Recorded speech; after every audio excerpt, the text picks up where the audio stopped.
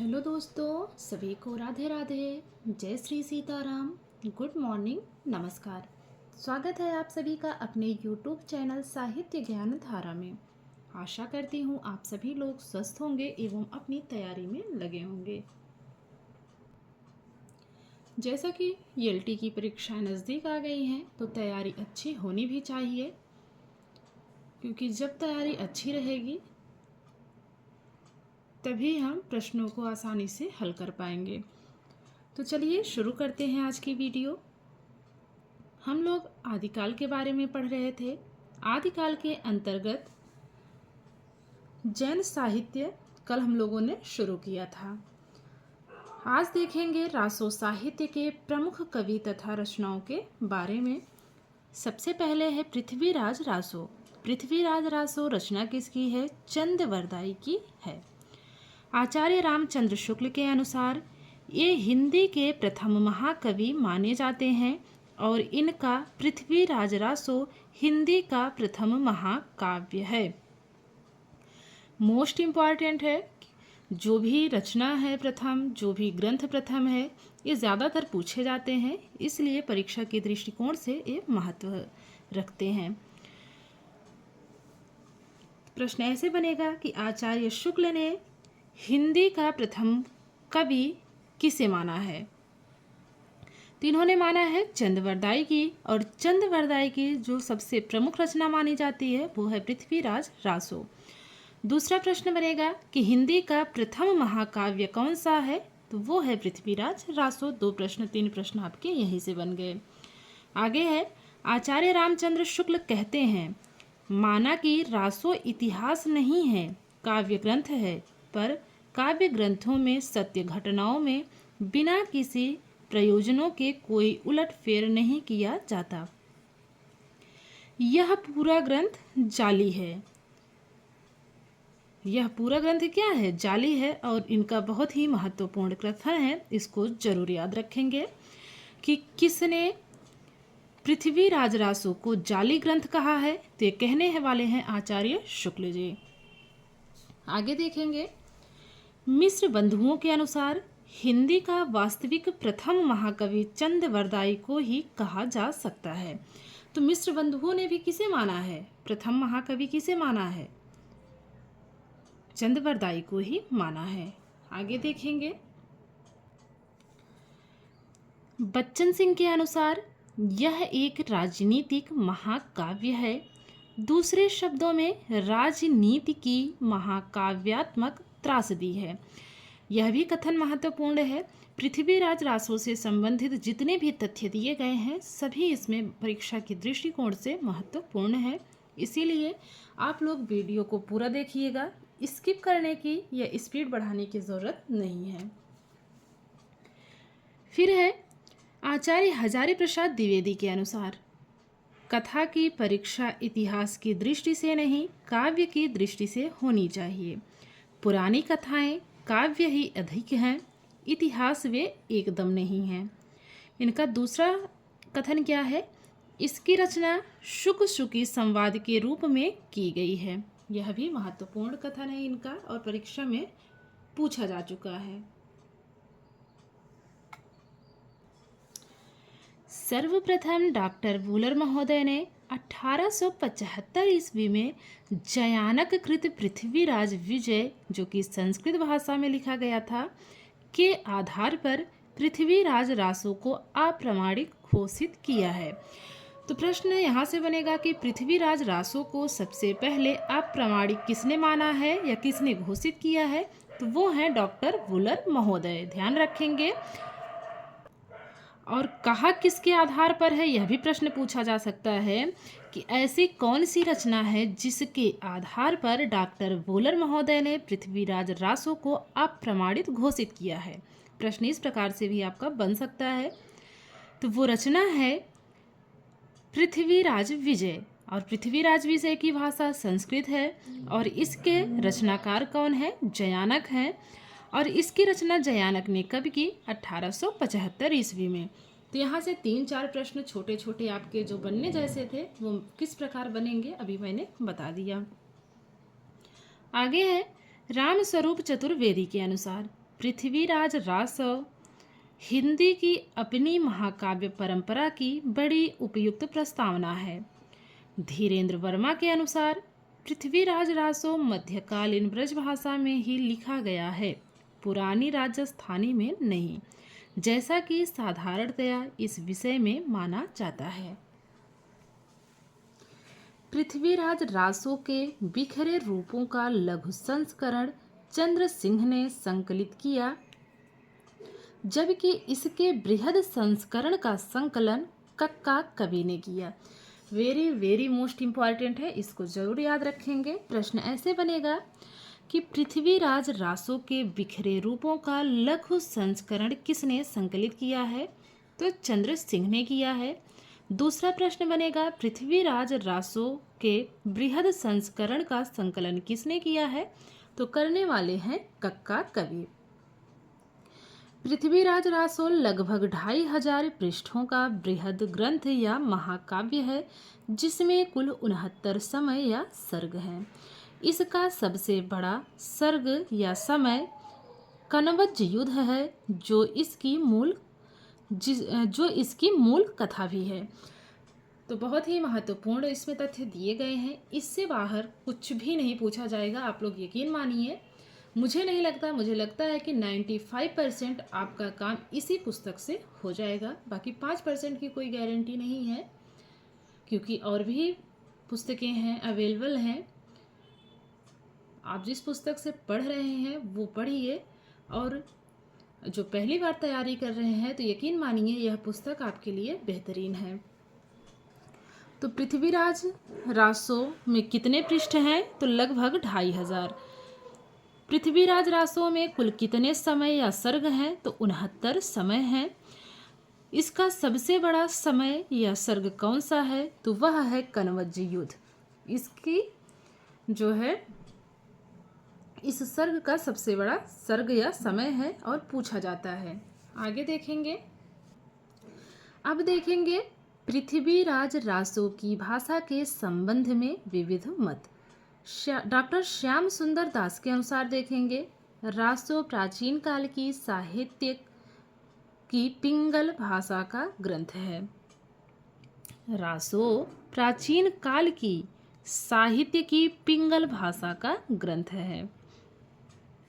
मुनिजिन विजय पृथ्वीराज रासो की भाषा को अपभ्रंश भाषा मानने वाले प्रथम विद्वान हैं। प्रश्न ऐसे बनेगा कि पृथ्वीराज रासो की भाषा को सबसे पहले अपभ्रंश भाषा किसने माना है? तो मानने वाले हैं मुनिजिन विजय। आचार्य हजारी प्रसाद द्विवेदी के अनुसार युद्धों के प्रसंगों में पृथ्वीराज रासो की भाषा डिंगल का रूप धारण करती है, किंतु विवाह और प्रेम इत्यादि सुकुमार प्रसंगों में वह प्रधान रूप से पिंगल ही बनी रहती है। वस्तुतः मूल पृथ्वीराज रासो शौरसेनी अपभ्रंश में लिखा गया है, जो परिनिष्ठित साहित्यिक अपभ्रंश से थोड़ी भिन्न और कुछ आगे बढ़ी हुई थी। तो ध्यान रखेंगे, यह जितने भी इसमें कथन है, जितने भी तथ्य हैं, अलग अलग विद्वानों ने अलग अलग तरीके से माना है, क्योंकि सभी व्यक्ति की सोच तो एक जैसे नहीं हो सकती ना। तो सब लोग अपने अपने अनुसार अपना तथ्य रखे हैं। फिर देखेंगे आचार्य रामचंद्र शुक्ल जी के अनुसार। चलिए देखते हैं। सबसे पहला है, भाषा की कसौटी पर यदि ग्रंथ को कसते हैं तो और भी निराश होना पड़ता है, क्योंकि वह बिल्कुल बेठिकाने है। दूसरा कथन है, पृथ्वीराज रासो में मुख्य छंद कवित्त, छप्पय, दोहा, तोमर, त्रोटक, गाहा और आर्या हैं। आचार्य शुक्ल इसे छंदों का अजायब घर कहते हैं। बहुत ही महत्वपूर्ण है, इसको जरूर याद रखेंगे। प्रश्न ऐसे बनेगा कि पृथ्वीराज रासो को छंदों का अजायब घर किसने कहा है? तो वो कहने वाले हैं आचार्य रामचंद्र शुक्ल जी। छप्पय चंद बरदाई का प्रिय छंद है, यह भी महत्वपूर्ण है। नामवर सिंह ने चंद बरदाई को छंदों का राजा कहा है। तो यहाँ से जो प्रश्न बनेंगे, इन दो लाइनों से दो प्रश्न बनेंगे आपके, कि चंद बरदाई का प्रिय छंद कौन सा है? तो वो है छप्पय छंद। दूसरा प्रश्न बनेगा कि चंद्रवरदाई को छंदों का राजा किसने कहा है? नामवर सिंह ने कहा है। तो छंदों का राजा नामवर सिंह ने अगर कहा है तो प्रश्न दूसरा ऐसे बनेगा कि आचार्य शुक्ल, नहीं ऐसे नहीं, छंदों का अजायब घर पृथ्वीराज रासो को किसने कहा है? तो वो कहने वाले हैं शुक्ल जी। डॉक्टर नगेंद्र ने पृथ्वीराज रासो को घटना कोश कहा है। डॉक्टर नगेंद्र ने पृथ्वीराज रासो को क्या कहा है? घटना कोश कहा है। तो ये बताइए, अगर कोई नाग किसी को डसता है तो वो क्या होती है? एक घटना बन जाती है ना, कि भैया बहुत बड़ी घटना हो गई। वैसे ईश्वर करें किसी के साथ ऐसा ना हो, महादेव सबका कल्याण करे, बस याद करने के लिए है। नरोत्तम स्वामी इसे मुक्तक काव्य मानते हैं। नरोत्तम स्वामी पृथ्वीराज रासो को क्या मानते हैं? मुक्तक काव्य मानते हैं। दशरथ शर्मा ने पृथ्वीराज रासो को बृहद महाभारत कहा है। दशरथ शर्मा ने पृथ्वीराज रासो को क्या कहा है? बृहद रामायण कहा है। डॉक्टर श्याम सुंदर दास तथा डॉक्टर उदय नारायण तिवारी इसे वीर काव्य कहते हैं। तो आप ही बताइए कि यहाँ पे क्या है? नारायण आया है और यहाँ पे श्याम, तो श्याम से तात्पर्य कर लीजिए भगवान कृष्ण का ही नाम था ना, और उन्हीं के अवतार, उन्हीं को ही नारायण भी कहते हैं, विष्णु जी को, और विष्णु के अवतार जो है कृष्ण जी थे। तो ये दोनों कैसे थे? वीर काव्य मतलब वीर थे। तो इस प्रकार से कनेक्ट करेंगे। तो वीर काव्य किसने कहा है? श्याम सुंदर और उदय नारायण ने कहा है।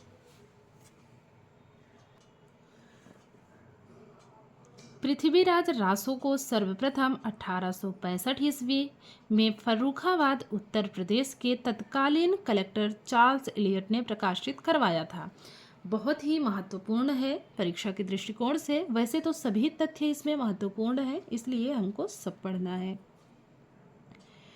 प्रश्न ऐसे बनेगा कि पृथ्वीराज रासो को सर्वप्रथम किसने प्रकाशित करवाया था और कब करवाया था? तो 1865 ईस्वी में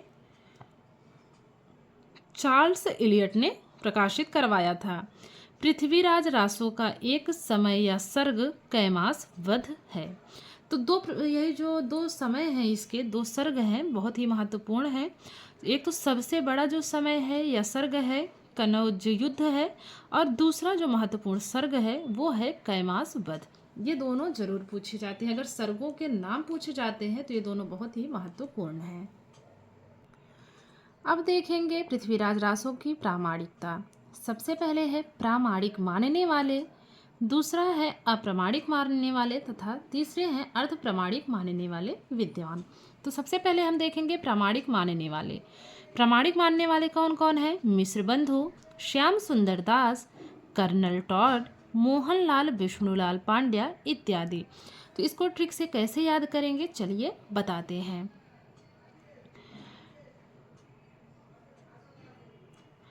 कर्नल टॉड कहते हैं कि श्याम सुंदर और विष्णुलाल दोनों क्या हैं? बंधु हैं।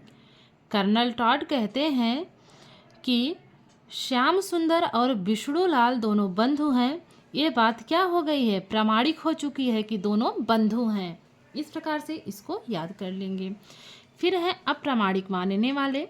डॉक्टर वुलर, रामचंद्र शुक्ल, मुंशी देवी प्रसाद, कविराज श्यामल दास, गौरी शंकर हीराचंद ओझा इत्यादि।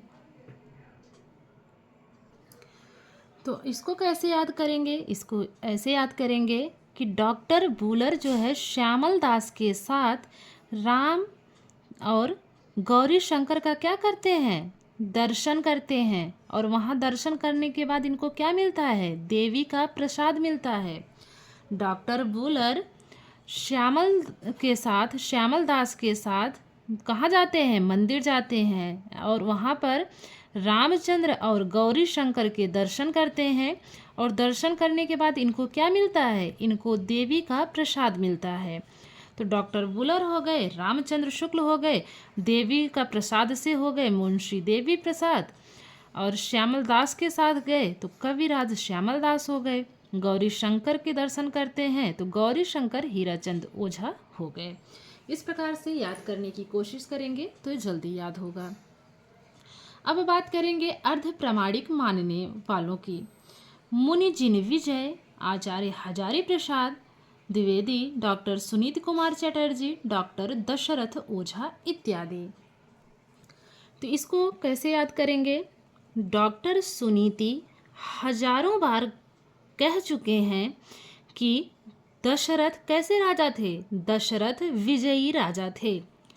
डॉक्टर सुनीति हजारों बार कह चुके हैं कि दशरथ विजयी राजा थे।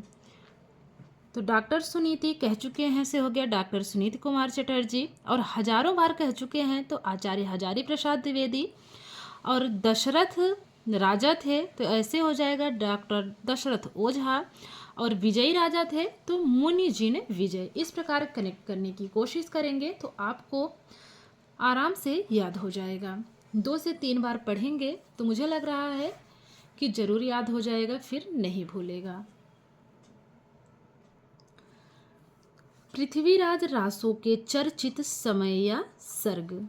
तो चलिए देखिए, जितने महत्वपूर्ण सर्ग हैं जो पूछे जाते हैं परीक्षा में, जिनका नाम पूछा जाता है कि पृथ्वीराज रासो का कौन सा सर्ग है, नाम दे दिया जाएगा उसमें, तो इन्हीं में से रहेगा जो महत्वपूर्ण है। प्रथम समय या सर्ग कौन सा है? आदि पर्व। तृतीय समय या सर्ग है दिल्ली कीली या दिल्ली किल्ली कथा। चतुर्थ समय है लोहानो अजान बाहु। 32वां समय या सर्ग है करहरा युद्ध या करहेरो युद्ध प्रस्ताव। 33वां समय या सर्ग की बात करें तो इंद्रावती ब्याह प्रस्ताव है। 43वां सर्ग इसमें है कैमास युद्ध। 57वां सर्ग या समय इसका है कैमास वध, और 69वां समय या सर्ग है महोबा युद्ध प्रस्ताव। तो प्रथम सर्ग है आदि पर्व और 69वां सर्ग या समय है महोबा युद्ध प्रस्ताव। दोनों जरूर याद रखेंगे। और इन दोनों में भी आप लोग देखिए कंफ्यूज बिल्कुल भी नहीं होइएगा। 43वें और 57वें समय या सर्ग में 43वां क्या है? कैमास युद्ध है, और 57वां इसका सर्ग क्या है? कैमास वध है। तो ध्यान रखेंगे, युद्ध और वध दोनों में विशेष रूप से ध्यान रखेंगे, जल्दबाजी नहीं करेंगे। पृथ्वीराज रासो को समय या सर्ग में विभाजित किया गया है। इसमें कुल 69 समय या सर्ग हैं। बात करेंगे अगली रचना की, तो अगली रचना है बीसल देव रासो, जो कि नरपति नाल की रचना मानी जाती है। बीसल देव रासो रचनाकार हैं नरपति नाल। बात करें रचना काल की, आचार्य रामचंद्र शुक्ल के अनुसार विक्रम संवत 1212 है। हजारी प्रसाद द्विवेदी व मोतीलाल मेनारिया के अनुसार 1545 से 1560 के बीच में माना जाता है। डॉक्टर रामकुमार वर्मा के अनुसार विक्रम संवत 1058, मिश्र बंधुओं के अनुसार विक्रम संवत 1220 माना जाता है। तो विभिन्न विद्वानों के अनुसार अलग अलग दिया गया है। अगर प्रश्न सीधे ऐसे पूछ लिया जाए कि बीसल देव रासो का समय क्या माना जाता है, तो 1212 माना जाएगा, क्योंकि रामचंद्र शुक्ल को ही ज़्यादातर विद्वानों ने माना है, तो सर्वमान्य यही रहते हैं अगर नाम के अनुसार नहीं पूछा जाएगा तो। और विभिन्न विद्वानों के अनुसार अगर पूछा जाएगा तो सबका समय अलग अलग है, तो इसको जरूर याद रखेंगे। राजमती से रूठकर बीसल देव उड़ीसा या ओडिशा चले जाते हैं। किसमें? बीसल देव रासो में। नायक की बात करें तो नायक इसके हैं विग्रहराज चतुर्थ। नायिका कौन है? राजमती, जो कि बीसल देव की पत्नी है। नायक कौन है? विग्रहराज चतुर्थ हैं, और नायिका कौन है? राजमती, जो कि बीसल देव की पत्नी है। आचार्य रामचंद्र शुक्ल विग्रहराज चतुर्थ को बीसल देव मानते हैं। देखिए अभी हम लोगों ने यहाँ पे पढ़ा था कि अगर इनका नाम विग्रह राज था तो ये बीसल देव कैसे हो गए। तो शुक्ल जी ने माना है कि विग्रह राज चतुर्थ ही क्या थे, बीसल देव थे। तो यहाँ स्पष्ट हो गया। आगे देखेंगे, आचार्य रामचंद्र शुक्ल ने इसे वीर गीत कहा है। प्रश्न ऐसे बनेगा कि आचार्य शुक्ल ने किस ग्रंथ को जो है वीर गीत कहा है, तो कहा है बीसल देव रासो को।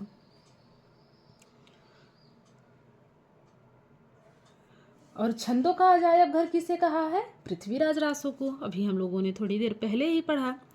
4 खंडों व लगभग 2000 चरणों का ग्रंथ है। बीसल देव रासो में कितने खंड हैं, 4 खंड हैं। और कितने चरण हैं इसमें, तो लगभग 2000 चरणों का यह ग्रंथ माना जाता है। नरपति नाल इसे स्त्री रसायन कहते हैं। नरपति नाल बीसल देव रासो को क्या कहते हैं, स्त्री रसायन कहते हैं। इसे प्रेम काव्य या श्रृंगार काव्य भी माना जाता है। इसका वर्ण्य विषय वीर रस न होकर श्रृंगार रस है। विरह काव्य श्रृंगार परक गेय रचना है। बीसल देव रासो विरह काव्य श्रृंगार परक गेय रचना है। चर्चित पंक्ति की बात करें, कड़वा बोले न बोली ये नारी। अगली पंक्ति है, अस्त्रीय जन्म काई दिहाई महेश, आग लाग घर जरी अति सुख कीन, आंजड़ी काई न सिर जीय करतार। तो ये सभी पंक्तियां बीसल देव रासो से ली गई हैं, नरपति नाल की पंक्तियां हैं। तो बहुत ही महत्वपूर्ण पंक्तियां हैं, जरूर याद रखेंगे। बीसल देव रासो केदार राग में है तथा इसमें छंद का एक ही प्रकार है। पृथ्वीराज रासो जहाँ दुखांत है वहीं बीसल देव रासो सुखांत है। तो बीसल देव रासो कैसा है, सुखांत है, और पृथ्वीराज रासो दुखांत है। बात करें खुमाड़ रासो की, दलपति विजय की रचना है। इसे हिंदी का प्रथम जय काव्य कहा जाता है। इसमें वीर व श्रृंगार रस प्रयुक्त हुए हैं। तो प्रश्न महत्वपूर्ण बनेगा अगर इससे बनेगा। प्रश्न कैसे बनेगा कि हिंदी का प्रथम जय काव्य किसे माना जाता है, तो वो रचना है खुमाड़ रासो। तो खुमाड़ को क्या करेंगे, गुमान कर लेंगे। तो ये बताइए, अगर किसी दल का कोई दल का पति हो और वो विजय हो जाए, अब तमाम दल बने रहते हैं ना, अभी चुनाव ही चल रहे हैं, बिहार में हुआ, तो उसी में आप लोगों ने देखा, सबने देखा, न्यूज़ में तमाम चल रहे थे। तो सबके अलग अलग क्या हैं, सबके अलग अलग दल हैं, और जितने भी दल हैं या जितनी भी पार्टियां हैं, तो उसका कोई जो है दलपति है या फिर उसका कोई जो है नायक है। सभी पार्टियों में कोई ना कोई तो है ही। तो अगर कोई विजय उसमें हो जाता है तो क्या करता है, उसको क्या होगा, उसको गुमान आ जाएगा ना, क्योंकि सब लोग बोलते हैं ना कि ये पार्टी जीतेगी, वो जीतेगी। तो इस प्रकार से उसको क्या होगा, जो जीतेगा उसको क्या होगा, गुमान हो जाएगा। विजय को क्या होगा, गुमान हो जाएगा। तो गुमान से हो गया खुमाण रासो, और विजयी हो जाएगा तो दलपति विजय। तो खुमाण रासो दलपति विजय की रचना है। इसे हिंदी का प्रथम जय काव्य कहा जाता है। इसमें वीर व श्रृंगार रस प्रयुक्त हुए हैं। एक तो कुत्तों की इतनी भरमार हो गई है, एक भौंकता है ना तो 10 अपने आप पता नहीं कहाँ से आ जाते हैं, पूरा ग्रुप बन जाता है। चलिए आगे देखेंगे। परमाल रासो, परमाल रासो किसकी रचना है, जगनिक की रचना है। तो बताइए, अगर किसी पराये का माल चुराना होगा तो लोग क्या करते हैं, जगते हैं ना। रात में ज़्यादातर चोरियां होती हैं, दिन में तो सभी अपने घरों में जगे रहते हैं। तो परमाल, पराये माल, अगर पराया माल चुराना होगा तो लोग क्या करते हैं, जगे रहते हैं। तो परमाल रासो जगनिक की है। परमाल रासो नामकरण श्याम सुंदर दास ने किया, महत्वपूर्ण है। बात की जाए परमाल रासो रचना किसकी है, जगनिक की है, और परमाल रासो नामकरण किसने किया है, श्याम सुंदर दास ने किया है। दोनों ही प्रश्न देखिए अलग अलग हैं। जगनिक कालिंजर के राजा परमर्दिदेव के दरबारी कवि थे। इसी का एक खंड आल्हा या आल्ह के नाम से प्रसिद्ध है।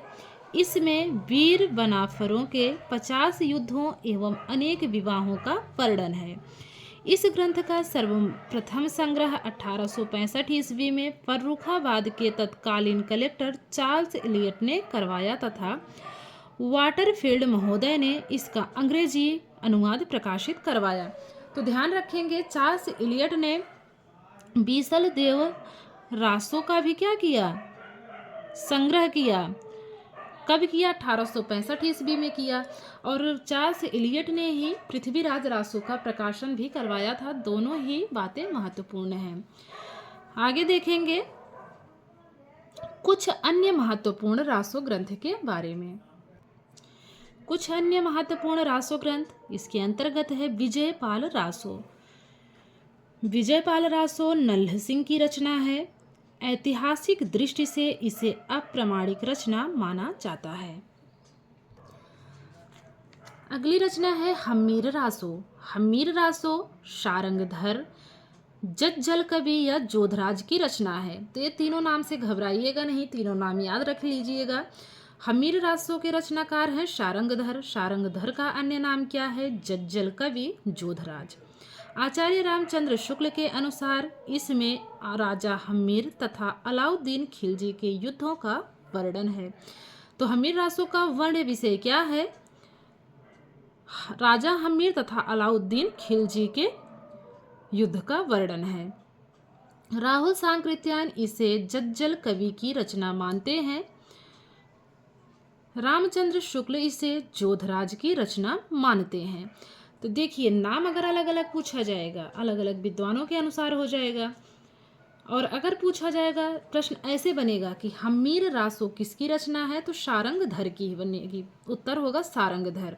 अगर विकल्प में शारंगधर नहीं होगा, जज्जल कवि या जोधराज दिया रहेगा, तो आप इनमें से भी एक को दिया, एक ही नाम जाएगा, ऐसा नहीं है। या तो फिर ऐसे दिया जाएगा कि हम्मीर रासो रचना किसकी है? शारंगधर, जज्जल कवि, जोधराज, उपर्युक्त सभी। तब उसमें हमारा उपर्युक्त सभी हो जाएगा, नहीं तो इन तीनों में से कोई एक रहेगा। और विद्वानों के नाम के अनुसार से अगर पूछा जाए, हम्मीर रासो के रचनाकार को राहुल सांकृत्यायन ने किसे माना है? जज्जल कवि को माना है। शुक्ल जी ने किसे माना है? जोधराज को माना है। आगे बात करते हैं हजारी प्रसाद द्विवेदी की। हजारी प्रसाद द्विवेदी के अनुसार हम्मीर शब्द अमीर शब्द का विकृत रूप है, जो किसी पात्र का नाम ना होकर एक विशेषण के रूप में प्रयुक्त होता रहा है। जयचंद प्रकाश। जयचंद प्रकाश भट्ट केदार की रचना है। अभी तक यह अप्राप्य है। इसका उल्लेख सिंघायत दयाल दास कृत राठौड़ारी ख्यात नामक ग्रंथ में मिलता है, महत्वपूर्ण है। फिर है जयमयंक जस चंद्रिका। जयमयंक जस चंद्रिका रचना किसकी है? मधुकर भट्ट की रचना है। तो बताइए, जब मयंक चंद्रमा की चांदनी में अगर कोई बैठा रहता है तो कैसा लगता है? बड़ा ही मधुकर लगता है ना। तो जयमयंक जस चंद्रिका के रचनाकार है मधुकर कवि। यह अनुपलब्ध है। इसमें राजा जयचंद की कीर्ति का वर्णन है। और यह कैसा काव्य है? तो यह प्रबंधात्मक काव्य रूप में है। तो आज हम यहीं तक पढ़ेंगे। कल हम पढ़ेंगे रासो काव्य परंपरा के बारे में। आशा करती हूँ आपको वीडियो पसंद आएगी। अगर वीडियो पसंद आती है तो प्लीज़ आप लोग वीडियो को लाइक कर दिया करिए, कमेंट के माध्यम से ज़रूर बताया करिए। इससे क्या होता है कि मेरा भी उत्साह वर्धन होता है। और जो भी साथी क्विज करना चाहते हैं, टेलीग्राम चैनल से जुड़ सकते हैं। यूट्यूब के डिस्क्रिप्शन में टेलीग्राम की लिंक पहले ही दी जा चुकी है।